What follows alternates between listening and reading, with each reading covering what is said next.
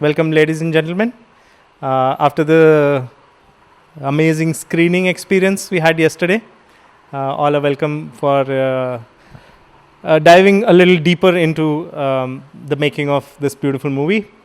And I know that Aishwarya and Mukund are stop motion filmmakers. So this is pretty much the same experience but with paintings. And let's dive deep into the making of it. And I would just like to start the presentation by playing a small clip, which is the end credits of the movie, to bring everybody in the mood of some Vincent van Gogh. Yeah? Okay, lights.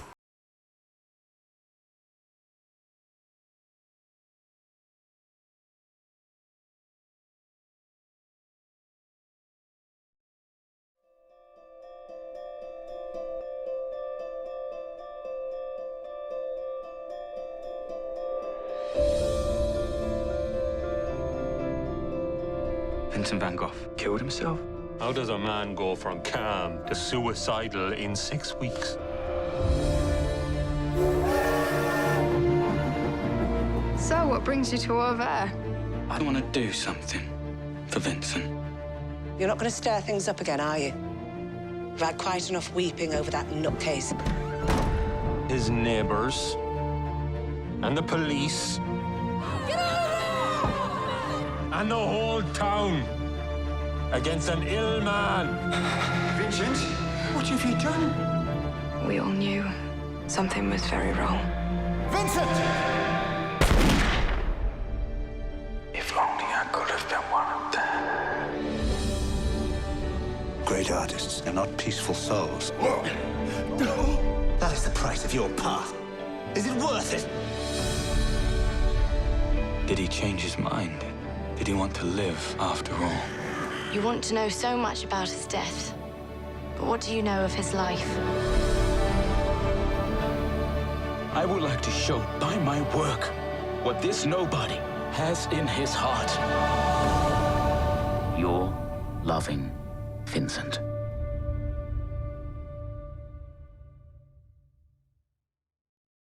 Yeah, so welcome everybody again. Now that we are all in the mood of some Vincent van Gogh. I actually wanted to say something more. So I wanted to get into how the movie got its name. And the movie got its name because along with painting, Vincent also used to write a lot of letters, mostly to his brother Theo. Yes? And he used to always end those letters by saying, with a handshake, yours loving, Vincent. Okay, so the director did a little bit play on the words, and she just took loving and Vincent. So she separated your loving, just took the loving and added that to Vincent, and that's how the movie got its name, Loving Vincent. Okay, so this is a little extra tidbit about how the movie got its name. Next. Oh. Yeah, so talking about the makers of this movie is directed by Polish director Dorota Kobiela and produced by British producer. He is multi-talented, so he's a screenwriter, he's a director, he's a producer, but in this case he was mostly a producer. Hugh Welshman, who is himself an Oscar-winning producer for a short film called Peter and the Wolf. This film won an Oscar for Best Animated Short Film a couple of years back. And the story behind this is that, so essentially they co-directed the movie and Hugh Welshman produced it also. Okay, so those are the credits. The story behind this is that to know the story, you have to understand one thing. Like most of the presentations that I've done about animated movies, when I talk about the directors, one thing that is common in all animated movies is that these directors are themselves artists. Okay, so they don't just know composition, framing, storytelling. They are themselves artists who have worked as professional artists and animators in their past. Okay, and these animators and artists who were more talented, more receptive, more giving, more in tuned with the world around them went on to become directors. Okay, so Dorota Kobiela is no different. She, in her traditional training, she's a traditional fine artist, and she also worked as an animator. Now, when she was studying fine art, one of the research that she was doing was on painters and depression. So this is a topic that she was researching, and in her research she came across the story of Vincent van Gogh, because he is known as one of the most tragic personalities in the art world, whose story is very tragic. And while she was doing her research on his paintings, she came across the hundreds of letters that he used to write to Theo. Okay, so she is doing this research, so she found hundreds of paintings. Along with that, she also found hundreds of letters. And as she was doing that research, she found one specific letter in which he had written one specific thing, which basically led to the conception of this movie.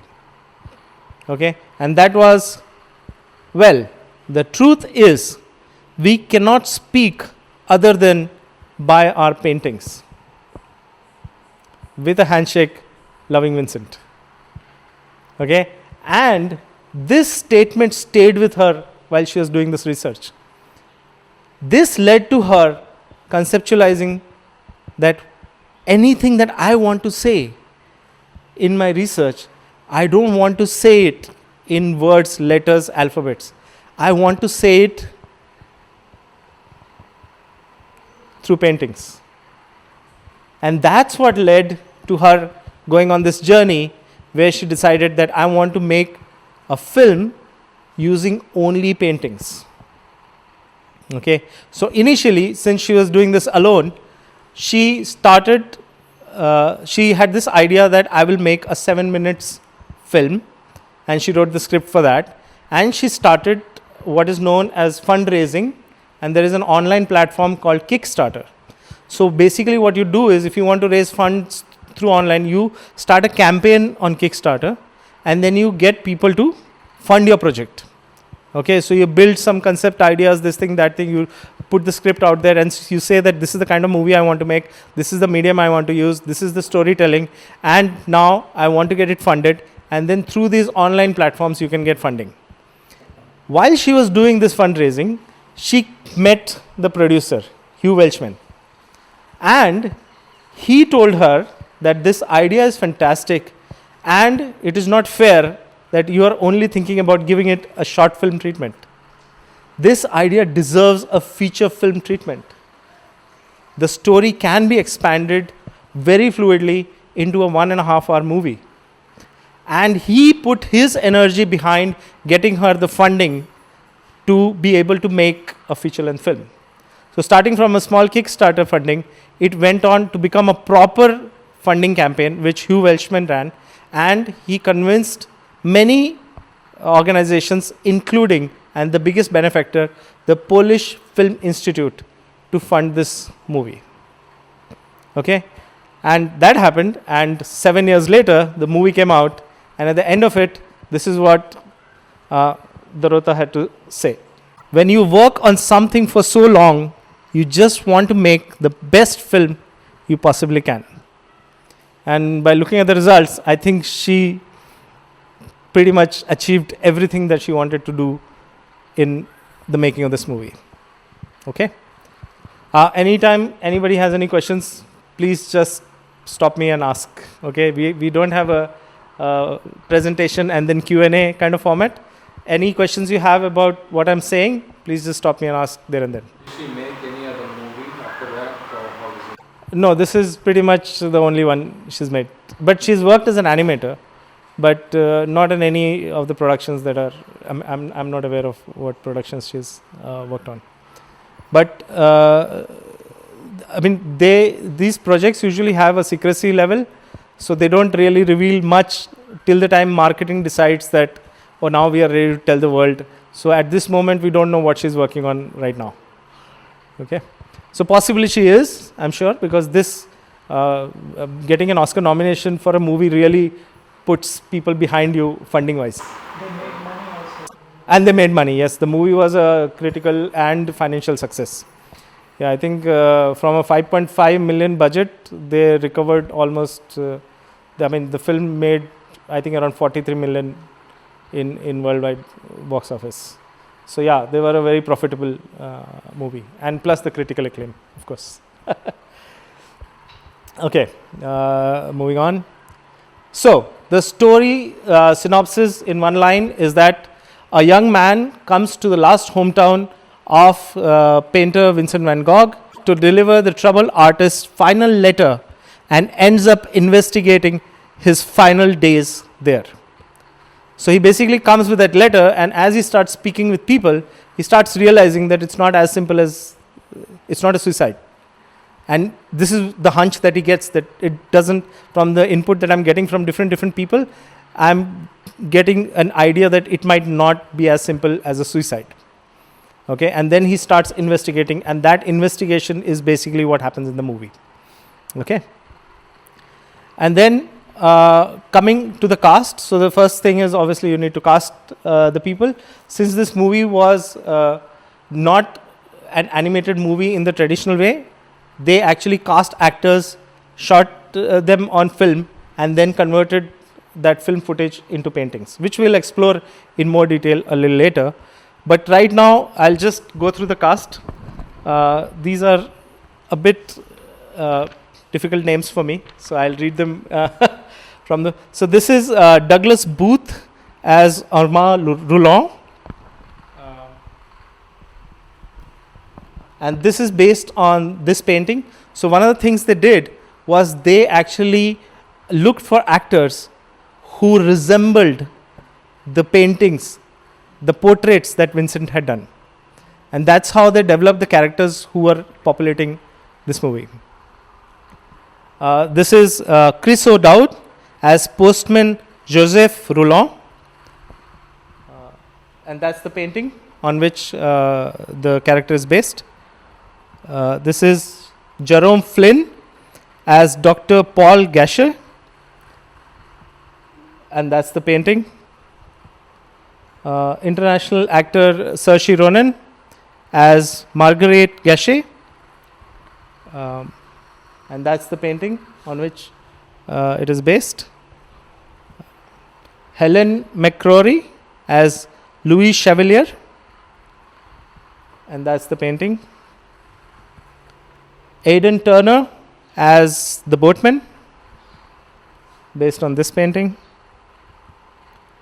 Eleanor Tomlinson as Adeline Revaux, that's the painting. John Sessions as Pierre Tanguy, sorry. And the last one is the most complicated, so I kept it last. And as the character of that's the painting on which it is based, and as the character of Vincent van Gogh. This is Polish actor, so Polish names are a little difficult. This is Robert, and I'm completely going to butcher this, Gulazik. Yeah, good enough? Yeah, okay. As our titular title character, Vincent van Gogh. And one of the things that is very well known for Vincent, that he actually did a ton of self-portraits. And that also became the basis of the character in different stages that we see him in. I mean, he's also done a portrait of himself with the ear cut off and a bandage.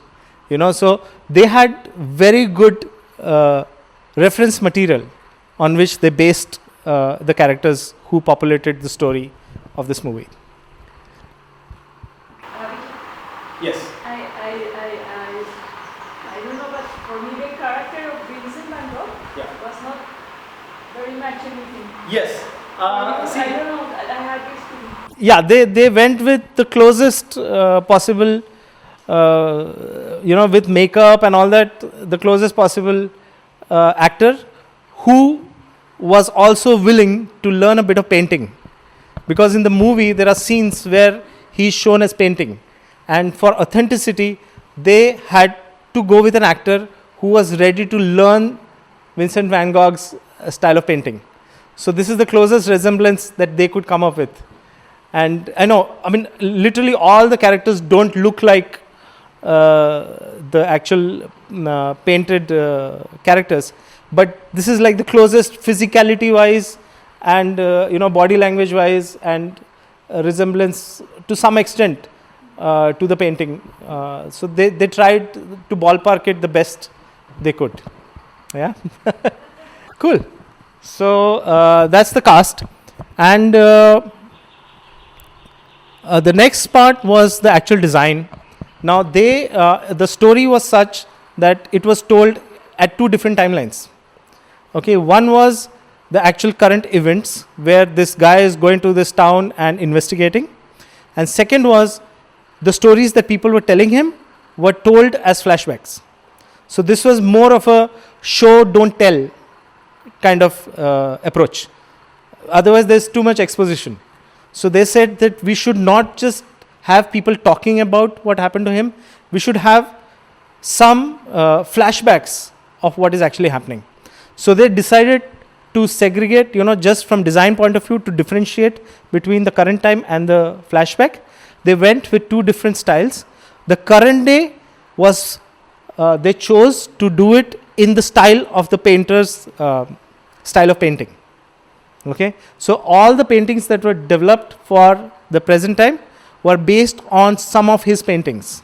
Okay, they went on to convert 120 of his paintings into shots, and they ended up making 853 separate shots from these paintings.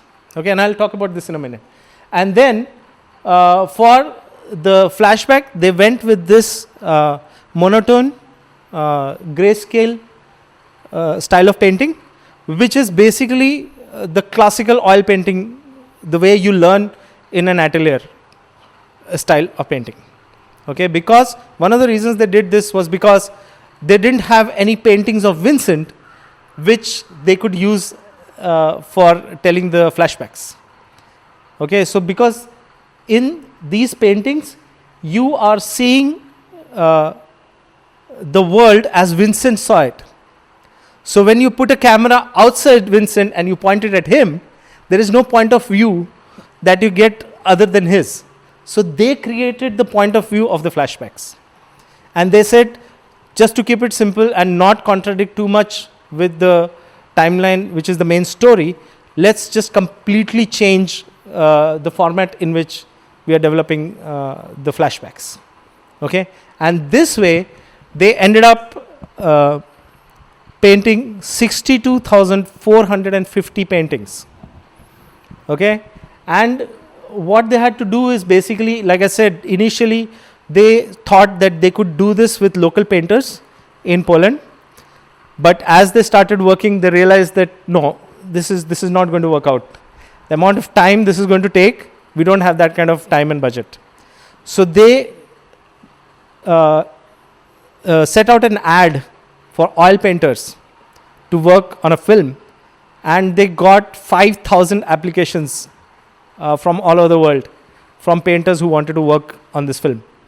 And out of 5,000, they shortlisted 125 painters, who were then brought to Poland, and they stayed in Poland for a duration of 2 or 3 years, which it took to actually paint all these paintings.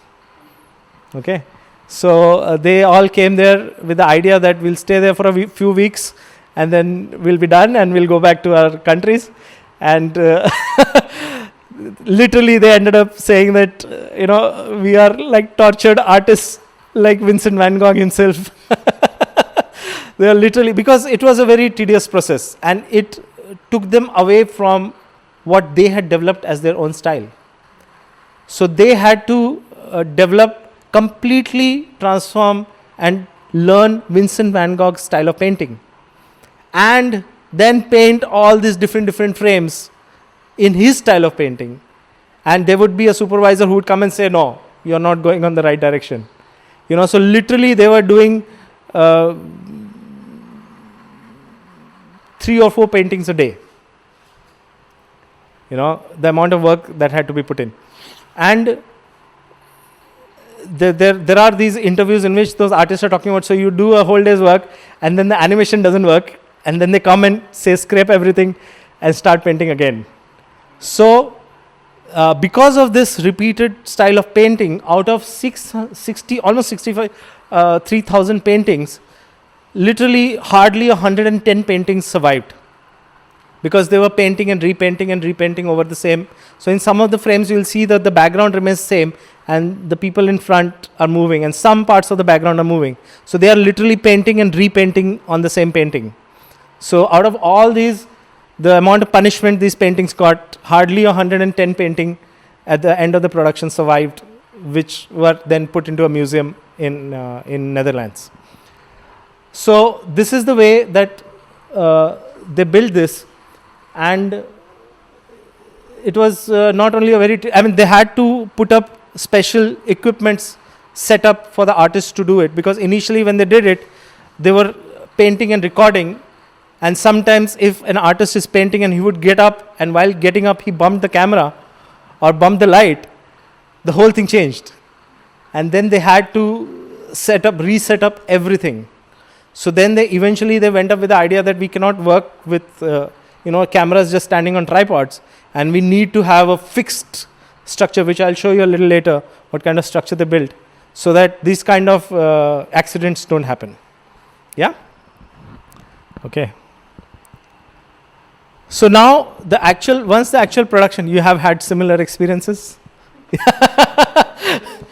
Yeah, so you can understand, how much you put the work in, and then suddenly you realize that you can't film it, or your camera was not in the right place or not at the right angle, and that really became so tedious that the artists were literally struggling with the actual actual technology, rather than working on the production, the technique, the style, the actual artwork. So they needed to eliminate that struggle for the artist, so that they are not bumping into things and they have to reset. So the actual production is, as I said earlier, they shot real actors on a green screen, and these are the steps through which the production went for the final frame.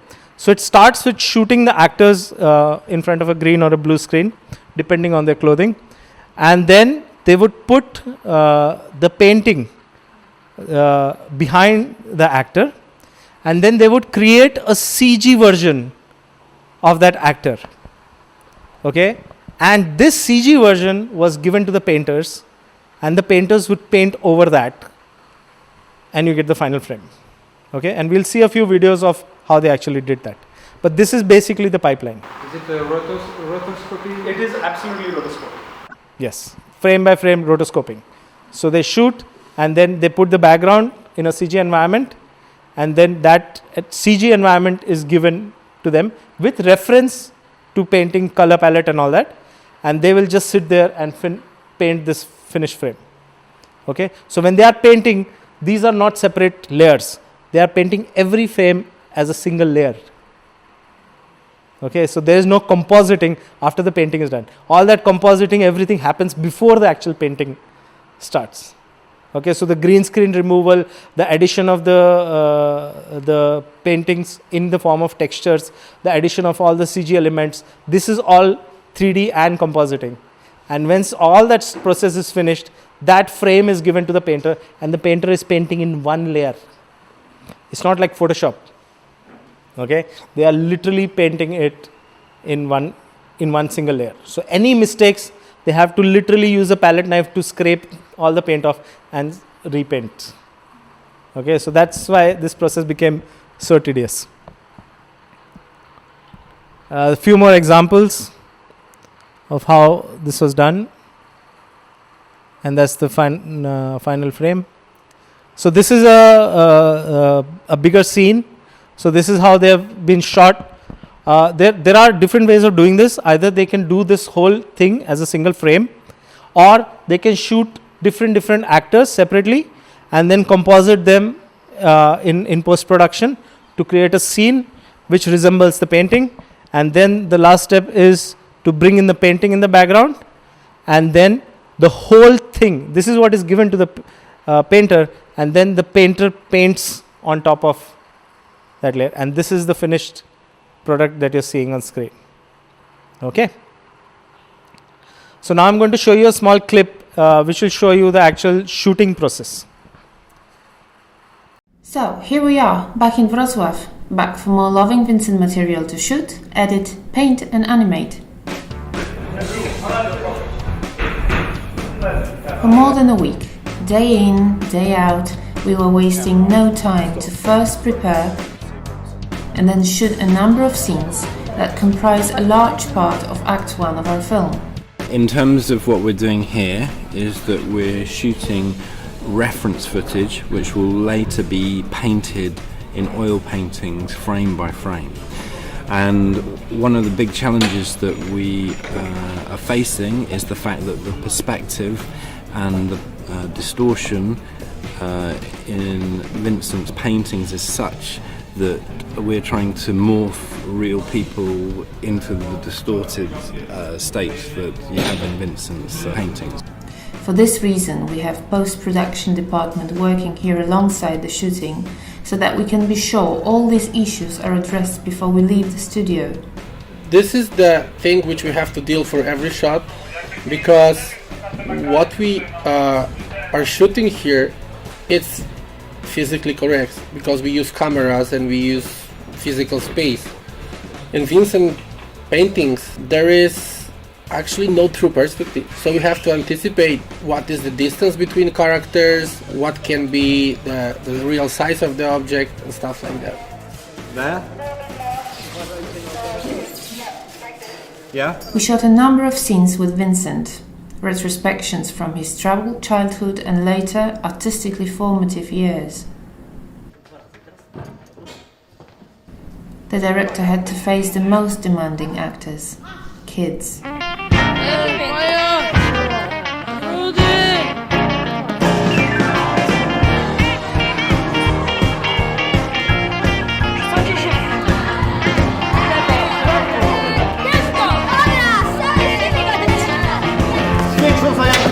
Jeszcze raz!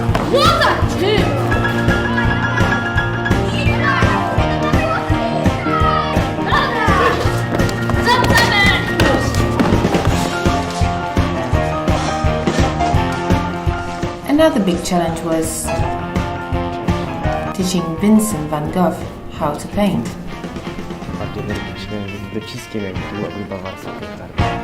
Vincent found performing in blue screen environment very difficult. A more experienced actor, John Sessions, seems to have a simple solution to this problem. I'm just too busy just trying to remember the words and act properly. I just really honestly, I just leave the room to the technical boys, you know, that's their business. John performs Per Tengi, one of the closest and most genuine friends Vincent had, and who provides a deep insight into his life and death. The man I'm playing, Per Tengi, was a sort of father figure to the Parisian artists.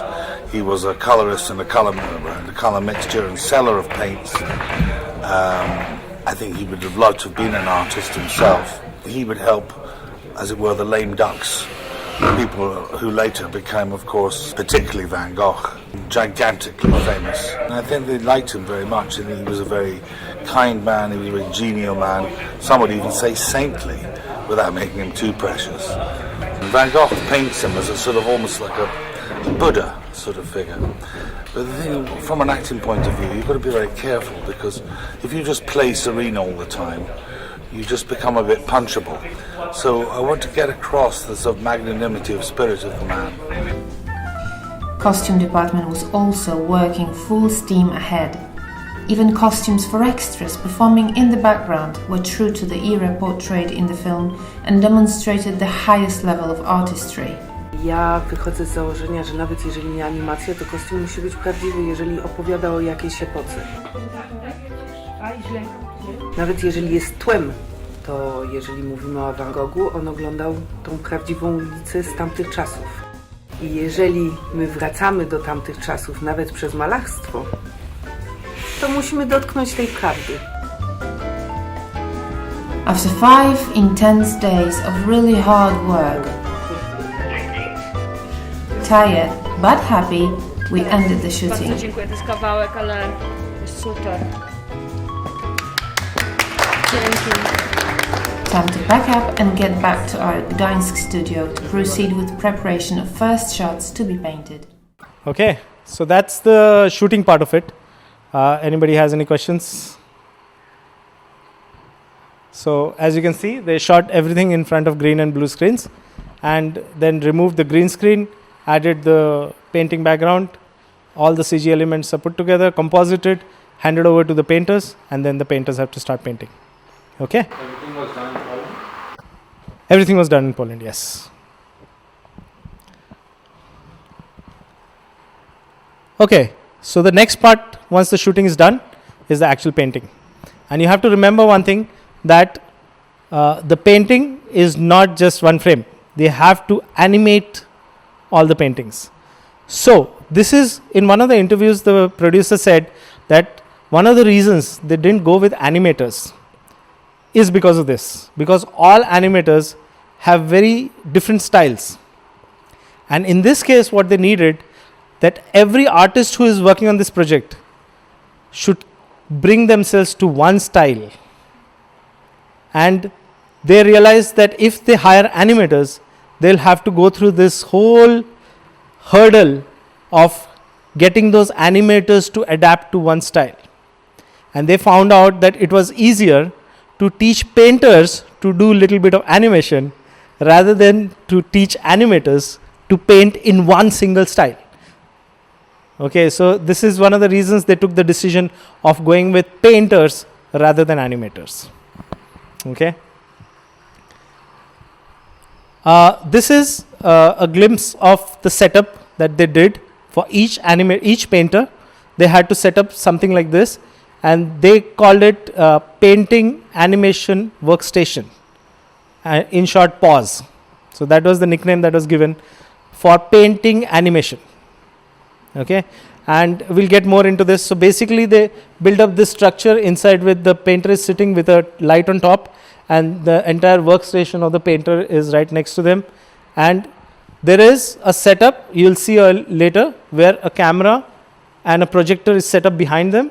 The projector is projecting the image, the composited image onto the canvas, and the painter is painting on top of that. And in front of them you can see there is a screen. Here they can see the final frame on the screen, and they can play it back. So they can see if the animation is working or not. Okay, so each painter was set up with this kind of setup. And this is an example of a painter painting. So this is a visualization of how the PAWS setup was done. And this is, you're seeing an example of that. This is an example of the setup behind them. So this projector is projecting the image onto the canvas, and this camera is taking the photo once the painter is done painting a frame.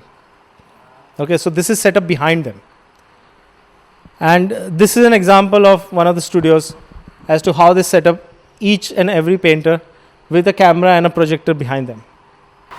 Okay, yes.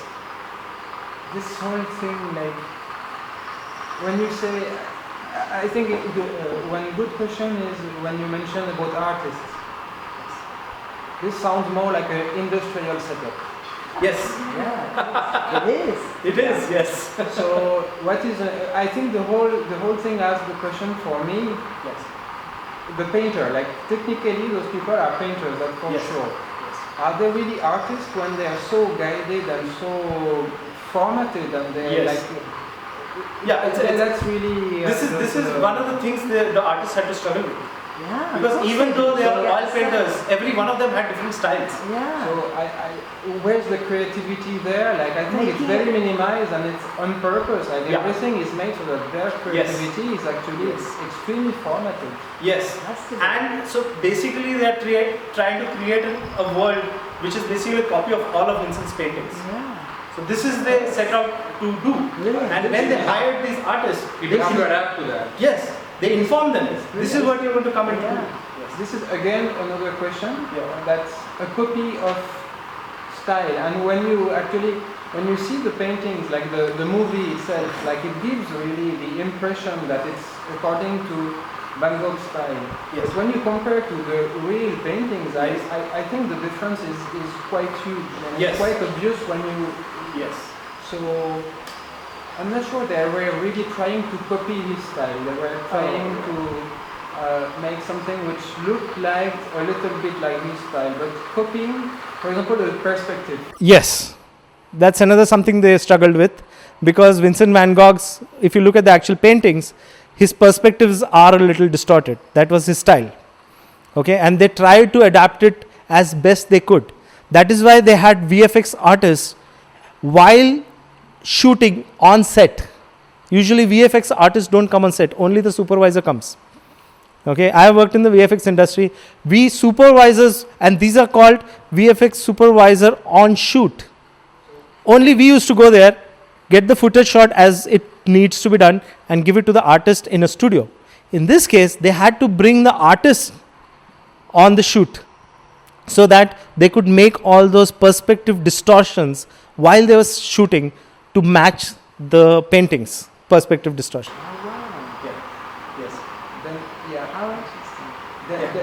Then also, like when you read a bit, or when you like, there are some movies made about Van Gogh life and all, like how the environment for him was important. Yes. Like either like near those areas near Paris or more in the south of France. Yes.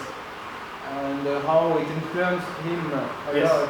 Like, and he kind of spent days and days in the countryside, observing. Yes. It's so far from this setup. I think it's like, so it is. Like you have to understand one thing. It is a labor of love. It's That's a labor. It's very laborious. This is a labor-intensive work. I mean, they could have picked up people from the road and taught them to paint and just copy his style. You know, it could be done like that. I totally agree with you. It's pure labor work. And that is what they set out. They asked the artist, this is the kind of work you're getting into. And if only you want to do this kind of laborious work 8-10 hours a day, then only sign up. You know, they were very clear. They had done a small test footage which they floated, which is not available anymore.